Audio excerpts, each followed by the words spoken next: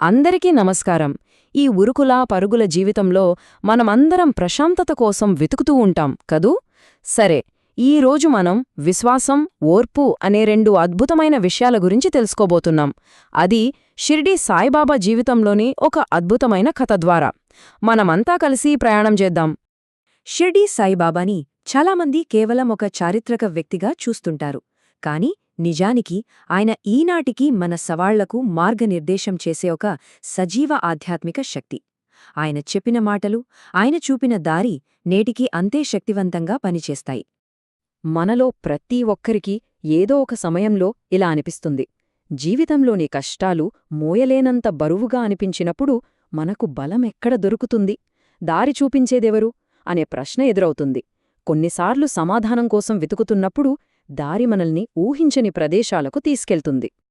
ఇప్పుడు మనం అలాంటి ఒక ప్రయాణం చేసిన వ్యాపారి కథలోకి వెళదాం. ఇది కేవలం ఒక కథ కాదు, మనందరికీ విలువైన పాఠాలు నేర్పించే ఒక గొప్ప ఉదాహరణ. కష్టాల్లో ఉన్నప్పుడు కూడా ఆశ ఎలా చిగురిస్తోందో ఈ కథ మనకు చాలా స్పష్టంగా చూపిస్తుంది. మన కథలోని ముఖ్య పాత్ర పేరు జమాల్భాయ్. పాపం, అతను వ్యాపారంలో తీవ్రంగా నష్టపోయి ఆర్థికంగా పూర్తిగా చితికిపోయాడు. సాయి సచ్చరిత్ర గ్రంథంలో ఈయన కథ చాలా వివరంగా ఉంటుంది. ఇక ప్రపంచంలో తనకు సహాయం చేసేవారు ఎవరూ లేరని, అన్ని దారులు మూసుకుపోయాయని అనుకున్నప్పుడు అతను తన చివరి ఆశగా సాయిబాబా మీద భారం వేసి షిర్డీకి బయల్దేరాడు. అది కేవలం ఒక ఊరికి ప్రయాణం కాదు, విశ్వాసం వైపు అతను వేసిన ఒక పెద్ద అడుగు. షిరిడీ చేరుకోగానే జమాల్భాయ్ నేరుగా బాబా పాదాలమీద పడిపోయాడు. అతని మాటల్లో ఎంత నిస్సహాయత ఉందో చూడండి. బాబా, నన్ను కాపాడు, నేను చాలా కష్టాల్లో ఉన్నాను అని పూర్తిగా శరణాగతి చెందాడు.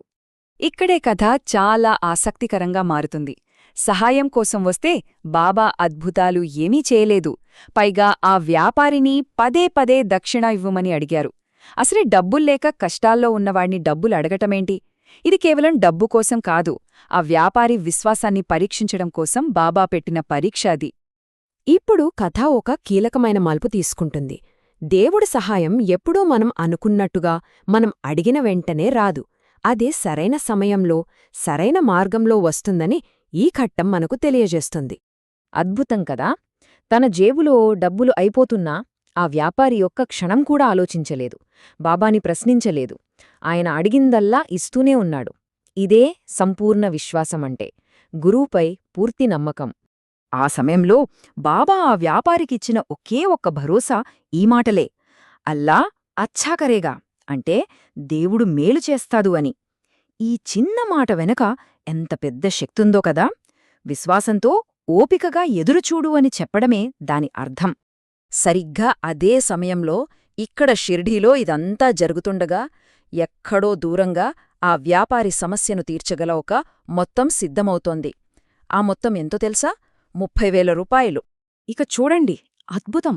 బాబా మాట పూర్తి కాకముందే ఒక టెలిగ్రామ్ వచ్చింది. అతను ఏ కేసు గురించైతే భయపడుతున్నాడో ఆ కేసు అతనికి అనుకూలంగా తీర్పొచ్చి ఏకంగా 30,000 రూపాయలు పరిహారంగా వచ్చింది. అతని విశ్వాసం అక్షరాలా ఫలించింది. దైవిక సమయపాలన అంటే ఇదే. బాబా చేసిన ఇలాంటి పనులనే లీలా అంటారు. అంటే దైవలీలా అన్మాట. పైకి చాలా సాధారణంగా, కొన్నిసార్లు వింతగా అనిపించినా వాటి వెనుక భక్తుడిని పరీక్షించి వాళ్లకు మేలు చేసే ఒక లోతైన ఉద్దేశం దాగి ఉంటుంది. సరే, ఈ అద్భుతమైన కథ నుండి మనం నేర్చుకోవలసిన ముఖ్యమైన ఆధ్యాత్మిక పాఠాలేమిటో ఇప్పుడు చూద్దాం. ఈ 2 సూత్రాలు మన జీవితమనే ప్రయాణంలో పక్షికి ఉండే 2 రెక్కలలాంటివి. బాబా బోధనల సారాంశం మొత్తం ఈ 2 చిన్న పదాలలోనే ఉంది: శ్రద్ధ మరియు సబూరి. శ్రద్ధ అంటే గురువుపై సంపూర్ణ విశ్వాసం, దారి సరిగ్గా కనపడనప్పుడు కళ్ళు మూసుకుని ఒక నమ్మకమైన డ్రైవర్కి స్టీరింగ్ అప్పగించడం లాంటిది. ఇక సబూరి అంటే ఓర్పు. ఒక రైతు విత్తనం నాటి అది మొలకెత్తే వరకు ఓపికగా ఎదురుచూస్తాడు కదా, అలా అన్మాట.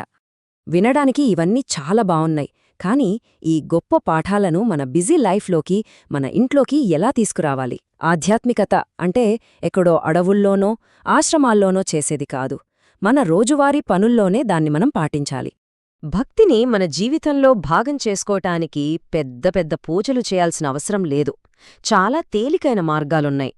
ఇంట్లో ఒక ప్రశాంతమైన మూలన బాబా ఫోటో పెట్టుకుని ఒక చిన్న దీపం వెలిగించి ఒక్క నిమిషం మౌనంగా ప్రార్థన చేస్తే చాలు బాబాతో మన బంధం బలపడుతుంది. మన ఆఫీస్లో మన పనిలో కూడా బాబా బోధనలు పాటించవచ్చు. ఏదైనా కష్టమైన నిర్ణయం తీసుకోవాల్సి వస్తే ఆగి సబూరీని గుర్తు తెచ్చుకోవడం.